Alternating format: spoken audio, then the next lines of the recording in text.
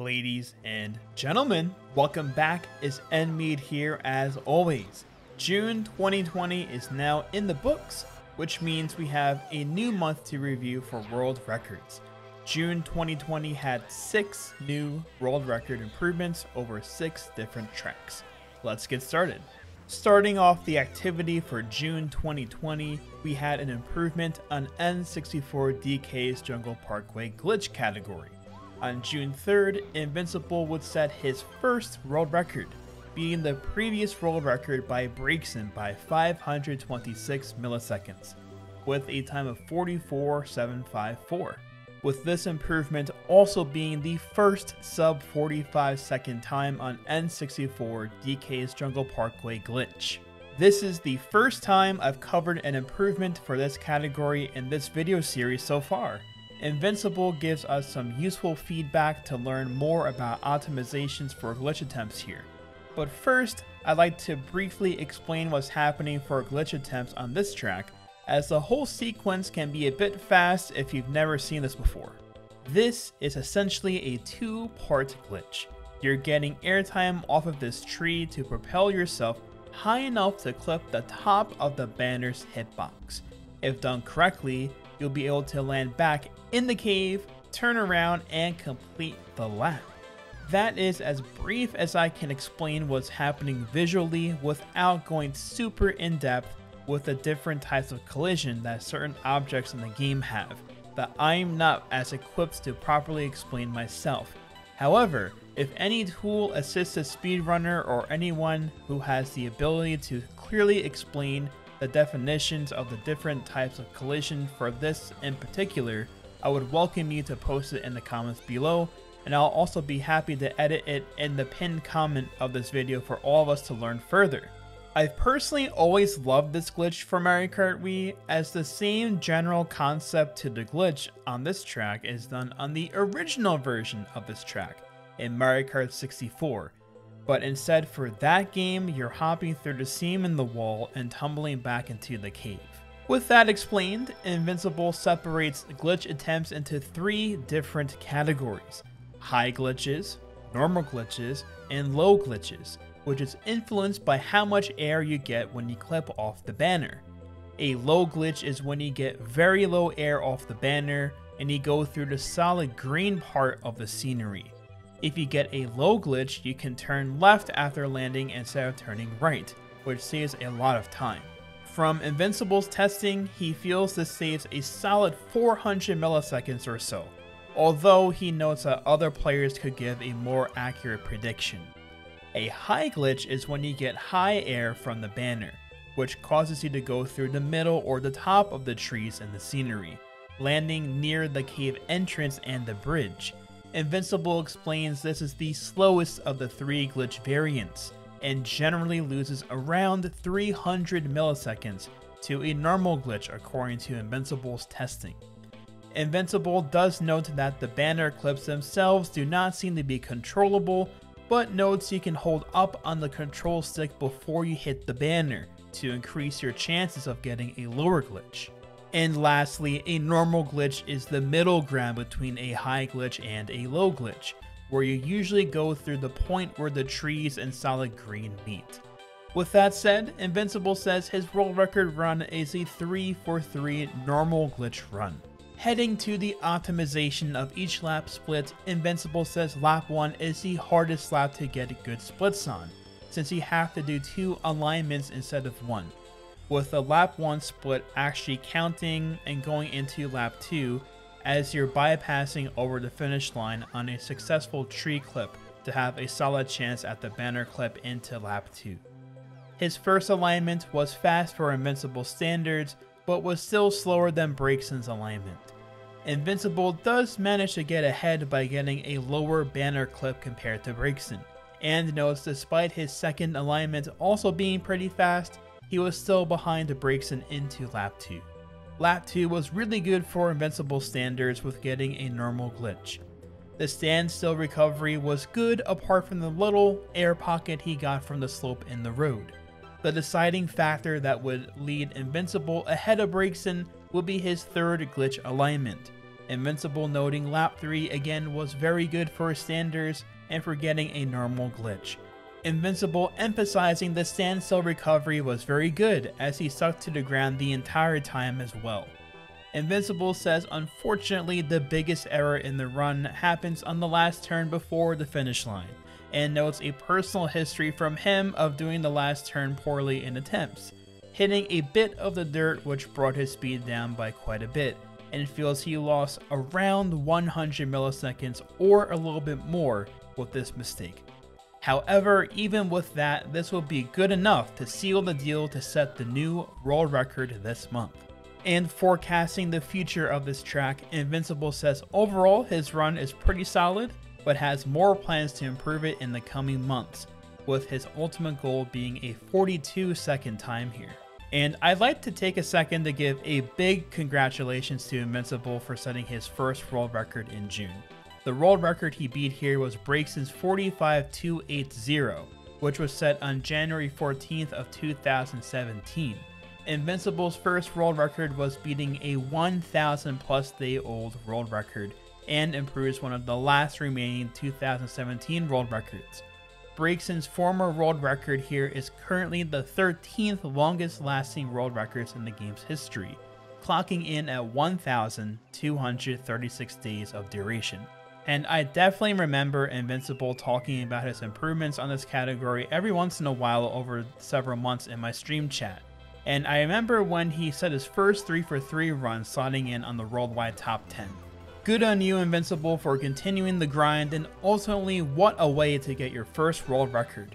Big congratulations again to you, and I wish you the best of luck on further improvements here. Next up, we have our almost monthly improvement coming in on Coconut Mall No Glitch by Braikson. Braikson breaks new territory in June, improving his previous world record by 66 milliseconds, setting the first 155.5 time on Coconut Mall No Glitch, with a time of 155.573 on June 9th. Starting off with lap 1, Braikson mentions this lap was really solid for him, and would have to start to nitpick to be able to point out time saves with that being said. The only parts Braikson feels were improvable would be the wide upward spiral exit and the average mall exit. Braikson says he was happy to hit a lap 1 like a 38.350 in a run, as it shows his potential to get a great run and that he could actually get these kinds of splits somewhat consistently. Moving on, Braikson mentions lap 2 is the weak link for this run, which is pretty normal for his improvements here, as his worst lap has always been lap 2 according to Braikson. The entry to the lap started off good with a full chain wheelie and a good low trick on the escalator, but unfortunately the escalator sent him flying, causing him to get a ton of air. And we can see how much it lost by the fact his wheelie canceled before hopping into the shortcut, which only happens when the first escalator was really bad. The shortcut was fine and the second escalator was okay for Braikson, but unfortunately was angled into the next turn badly, which led to a wide downward spiral turn. For the middle of the lap, the Enfi tricks and the upward spiral were good, but notes he played the upward spiral turn a bit safe, mentioning he could have taken it a bit tighter, but notes lap 2 was still on a high 38.6 or a low 38.7 pace. Heading to the exit of the mall on lap 2, Braikson explains this is where he lost a ton of time. Braikson mentions the plant trick was actually pretty good, but when he was drifting to the left to get a line for the last boost ramp, he missed the wheelie input. This completely threw Braikson off, as that section is pretty much all muscle memory for Braikson, and as a result Braikson hopped too early for the low trick, which caused a really high trick, and during that whole process Braikson's finger was still on the top of the D-pad and did not have enough time to move it to the bottom of the D-pad, so he had to do an up trick. That perfect storm in a matter of less than 3 seconds and not being used to landing in a nosedive from the last trick caused a bounce with landing as well, losing even more time. Mistakes like these are really unfortunate, especially in parts of a track that are essentially muscle memory and autopilot like Braikson mentions. I know myself personally, if anything deviates from what I'm consistent at pulling off every time, it requires fast reaction time to try and mitigate any time loss and to get back into the groove during your run. For the rest of the run, Brigson says lap 3 was wacky. The lap started off with another full chain wheelie, but had a ton of airtime from the mini stairs, losing a bit of time. The rest of the beginning was okay, with a good shortcut and good low trick on the gray ramp. Brigson mentions at this point that his session on this day was not going too great before this, so he decided to skip the low trick on the second escalator banister for this run. Even with this, Brigson was able to luckily stick to the top of the second escalator, gaining roughly 80 milliseconds per Brigson's estimation. Brigson would end up driving the rest of the lap pretty safe, and Brigson says even with that, the lap ended up being pretty good. The turn after the second escalator was good, followed by decent infi tricks. The upward spiral was also pretty good, but his angle was a bit off, so he really turned a bit too much after the main turbo, so he was not at full speed. The mall exit on lap 3 was extremely solid, with a really nice plan trick and perfect low trick on the boost ramp. Brigson mentions he thought for a split second mid-run that he had jumped over this last ramp, because he actually failed a 155.4 pace run due to hopping over this very same ramp a few days before this run on lap 3, and still had that fail on his mind at this point in the run. Throwing in another personal bit here, I know this feeling as well. Losing a new PB paced run, let alone a potential world record improvement to something specific like this in lap 3, you can become hyper focused in a way to ensure you don't fail the next time. And at least I found in the past, if you hyper focus on something that you're constantly failing at, sometimes it kind of perpetuates the fail over and over again since you're kind of thinking into it too much. So I definitely know the feeling. Brigson says the last thing that could have improved the run was the last turn, which could have been a bit tighter, but it was not a big deal. Even with all this being said, Brigson managed to set a huge improvement in the best known split for lap 3 by 103 milliseconds, which is insane. That's a lot, especially for lap 3. And Brigson mentions a lap like this was long overdue, as a lap 3 best known split had been pretty bad for most of Coconut Mall's no glitch activity ever since Infi came in with all the new strategies several years ago. Seeing a 38.3 lap for lap 3 is crazy, but Brigson mentions it is still a really improvable lap. And ultimately, I can really see why Brigson has mentioned in the past that a 38.1 lap is possible for lap 3. Brigson says he wanted specifically a 155.5 time for Coconut Mall No Glitch for forever now, even back in late November of 2019, thinking of getting a 155.5 time. As cool as it is for Brigson to finally get this time, it doesn't feel that great to Brigson that he messed up a lot that was 100% his fault, like the mall exit on lap 2. And to ultimately get carried by the second escalator on lap 3, which he can barely control in comparison. Brigson says he is definitely going to improve this in the future, but is not sure when he will be down for that intense grind, as it is understandably getting harder to play each time he improves. For his future attempts when he decides to do so, Brigson says he will definitely go for the low trick on the second escalator lap 3 in almost all of his runs, closing his comments that if he can get lucky with the stick on it and clutch out a run, we can definitely see a time like 155.3 or even lower on this track. I believe I've mentioned this in previous months covering Brigson's improvements here, but it's been exciting to cover the movement here, seeing the limits of this track being pushed.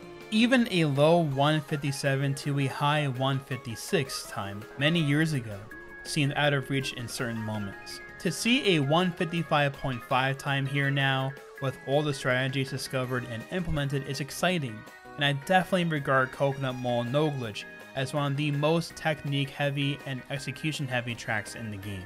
There is not all that much in the way of downtime for most parts of each lap here, so seeing this progress is awesome as always.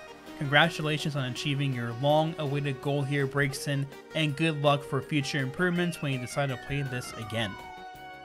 Next up, we head to Mario Circuit on the No Glitch category. Guy returns here and improves his former world record by 73 milliseconds, setting the first 120.8 time for this category, with a time of 120.839 on June 15th.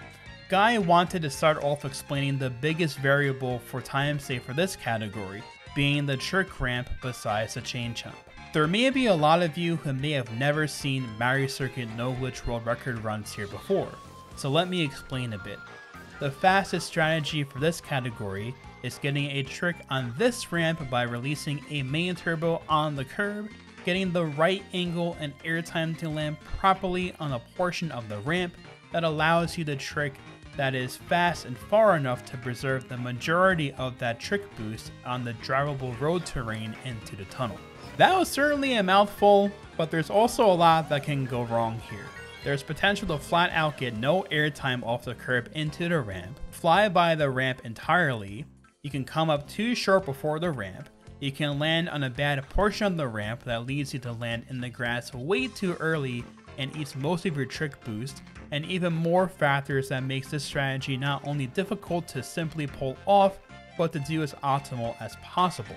With that said, this should make some of Guy's explanations more clear with his attempts for this track with certain terms used. Guy mentions this is his cleanest Mario Circuit run by far, mentioning he got 2 fast ramps, which he got in his 1:20.912 run as well.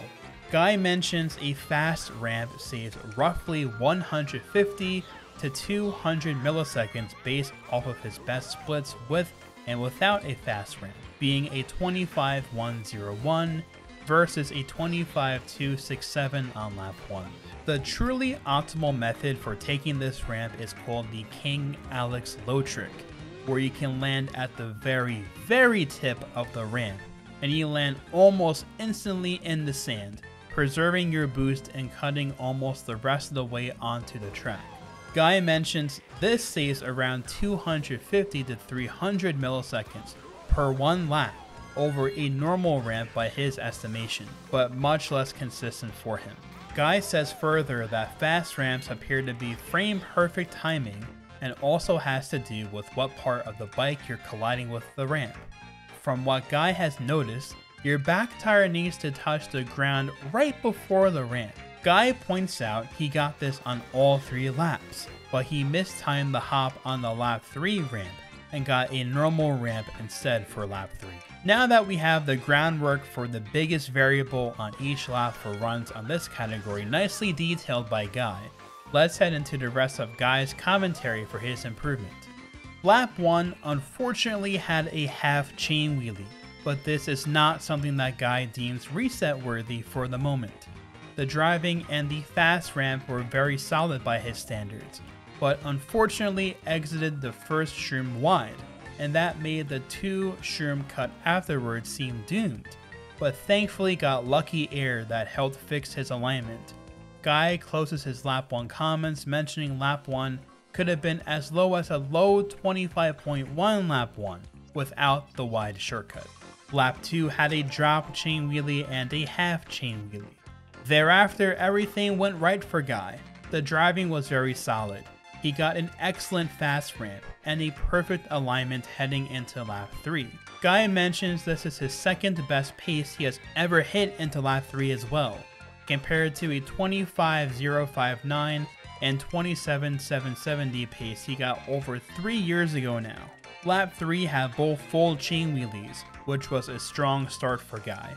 As previously mentioned, and what Guy details now, the ramp lap 3 he got would have been better if he landed on the right side of the ramp, but he landed more in the middle, so he didn't cut off as much. Guy mentions further that clearing the grass by a lot is a good sign that the ramp was not optimal.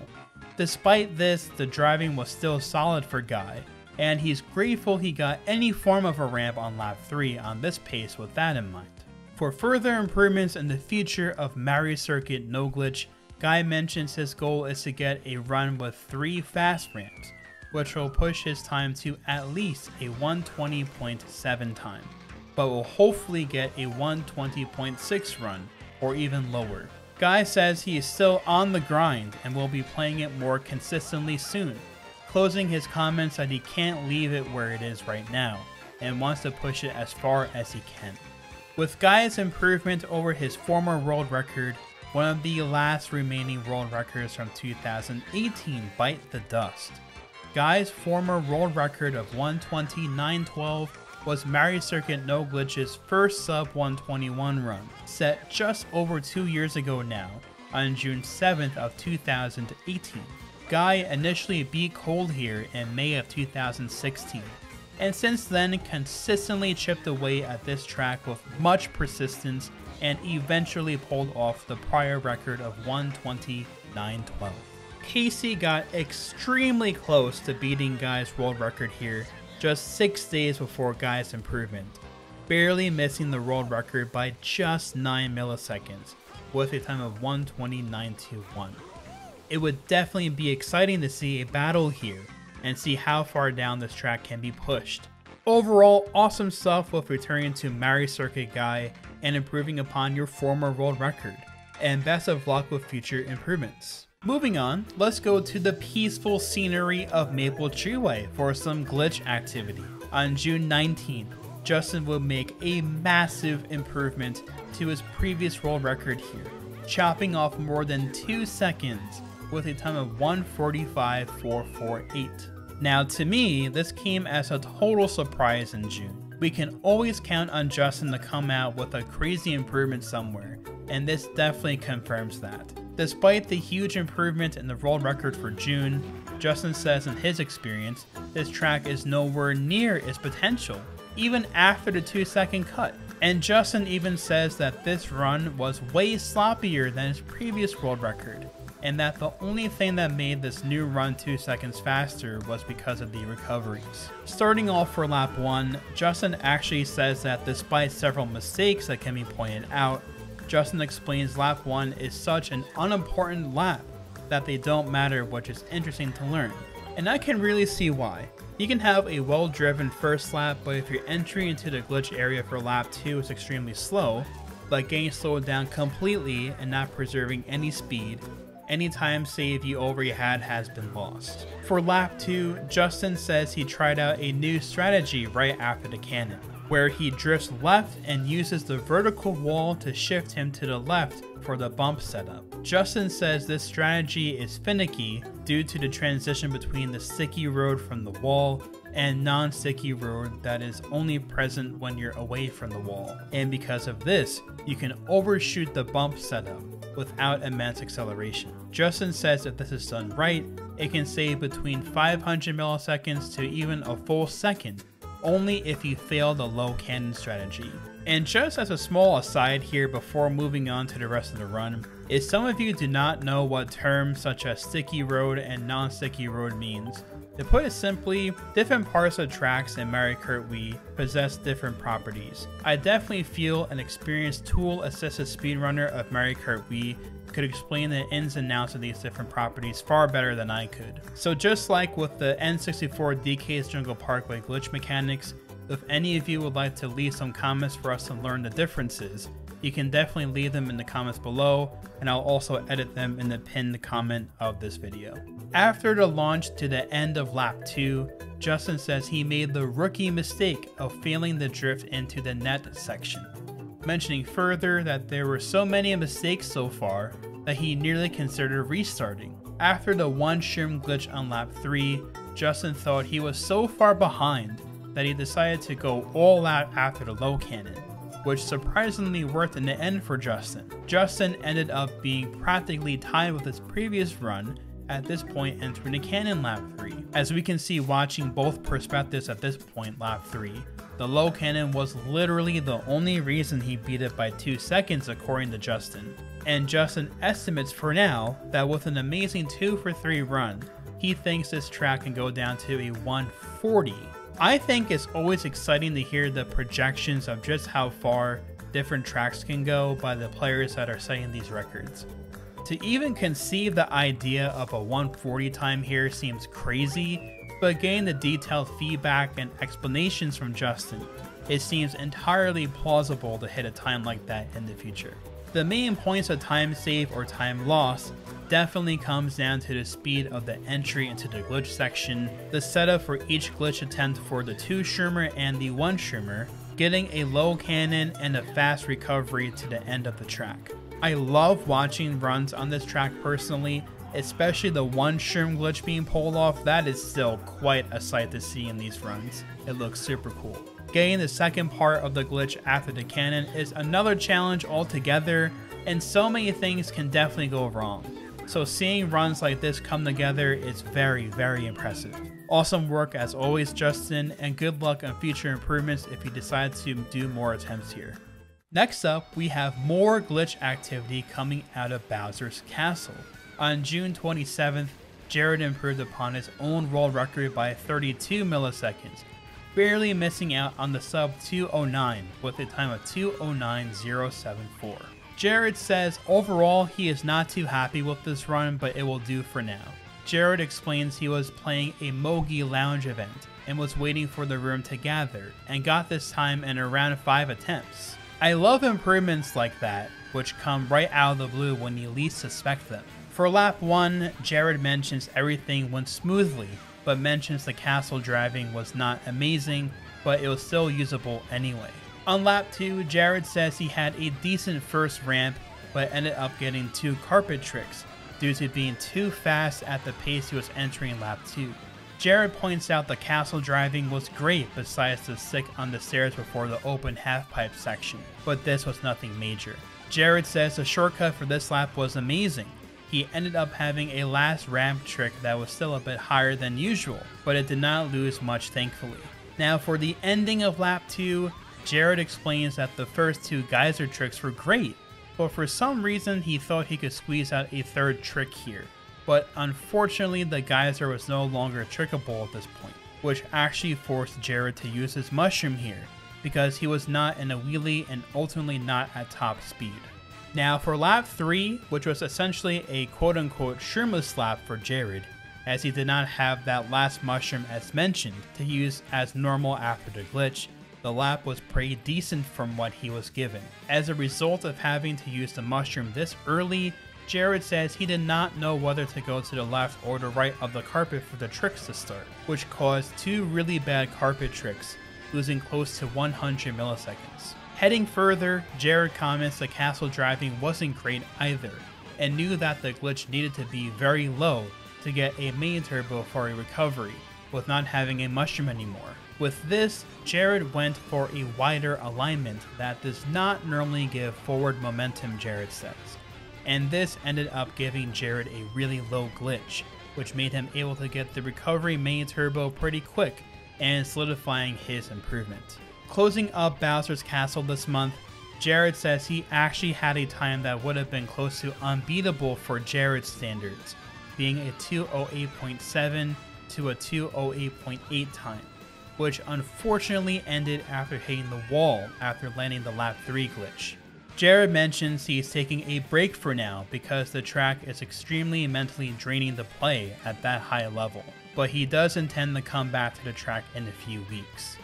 Congratulations on being able to still clutch out an improvement to the world record in June, even with everything being thrown your way during this run.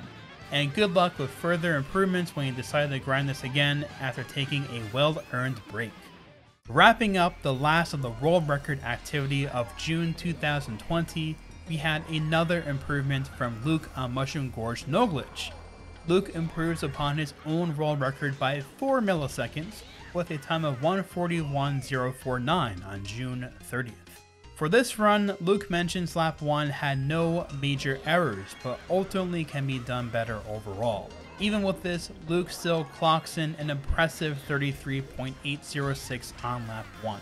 On lap 2, Luke says he had a bad cave section, in particular the second red mushroom and a bad mushroom skip at the end of the lap, but the gap jump saved the lap, as we can see in this comparison of Luke's newest time versus his previous world record set in May. I went fairly in depth with explaining mushroom mechanics of this entire area, in particular for Mushroom Gorge time trials, in last month's world record review video. If you'd like to learn more, I'd recommend checking that out, which will be linked in the description below. Closing out the run, for lap 3, Luke had a few bounces on the cave turn and unfortunately had a bad mushroom skip and bad gap jump as well for the very end. And we can visually see this with his previous record almost catching all the way back up at the very end. But even with this, Luke was still able to be faster in the end for this new run, getting this month's improvement. Luke has been on the grind on his streams lately, failing many 140 paces that I've seen as well, and Luke is due for a 140 at any moment now. Luke closes his comments that he hopes to achieve this time soon. Best of luck on your continued attempts here, Luke. The 140 is as good as yours very soon for sure, and congratulations on this month's improvement. With June 2020 bringing in 6 more world records, we've officially reached the midway point of 2020. So far in 2020, we've had 58 world record improvements in 6 months, averaging just below 10 world records per month.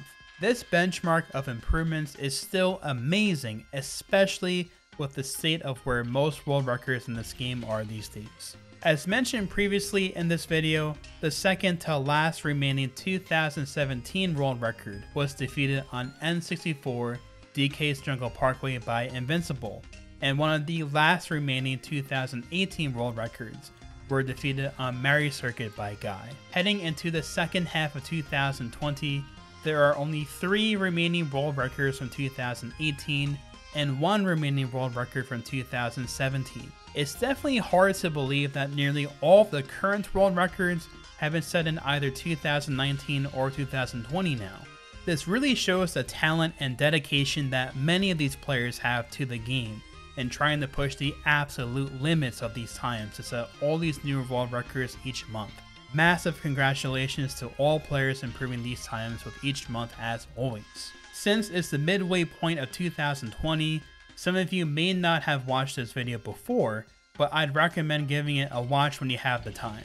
At the very beginning of this year, I analyzed and reacted to all of the current world records as of January 1st, 2020. It's nearly 2.5 hours long, I know, it's pretty long, but I included timestamps for every single track and category if you want to skip around and watch different tracks you're curious about. I rewatched this recently, and it's amusing to see some of my predictions and what has happened so far in 2020. I normally have several Mario Kart Wii resources in the description of my video uploads, but I wanted to point out that I now have a link directly to the Mario Kart Wii directory on Twitch. Many of these talented players frequently stream their attempts live on stream on Twitch, and I'd recommend following and supporting the players with their attempts and seeing the process of grinding these tracks down and what it takes. I'm sure I speak for many of us in the community, but I'm very excited to see what the rest of 2020 will bring for world record activity for Mario Kart Wii. Thank you all greatly for watching and supporting the channel as always. If you enjoy these videos and want to see more like this, please do give the video a thumbs up and subscribe to the channel if you have not done so already, as it really helps with the growth of the channel and getting more people engaged in the community. I'll be seeing all of you next month, where we will review the world record activity for July 2020. Take care.